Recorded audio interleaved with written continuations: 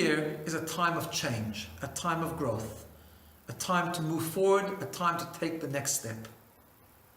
But sometimes we are still stuck in the past.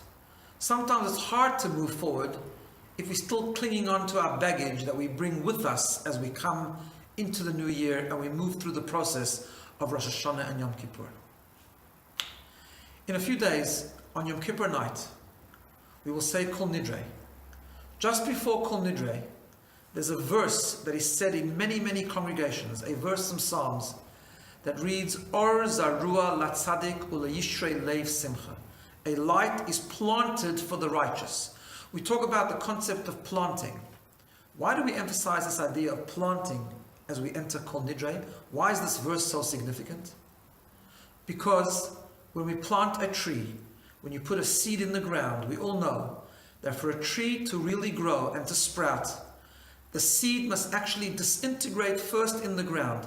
It must turn into a state of nothingness. And from that nothingness emerges a beautiful, strong, and great tree. When we come to Kol Nidre, we come to Yom Kippur, the holiest day of the year. A day where there's a bond between us and God like never before. A day where we reach the greatest level of depth and connection between us and God. And we're able to take that next step. We begin the service by saying that we have to plant the seeds of growth. And planting the seeds of growth means to let go of the past.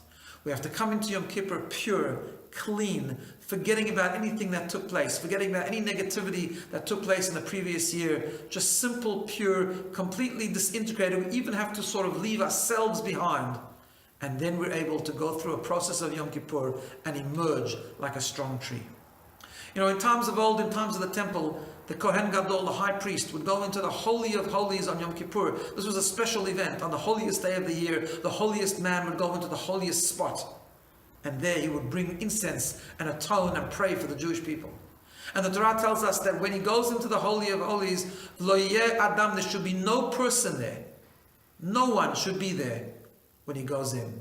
And the commentaries explain that when the Torah says that no one should be there when he goes in, it means even himself. When he goes in to achieve the greatest connection, to atone for the Jewish people, to pray for the whole nation, he has to go in and no one should be there, even himself. In order to achieve that great connection, he has to leave everything behind, even leave himself behind. Let's go into the day of Yom Kippur fresh, innocent, pure.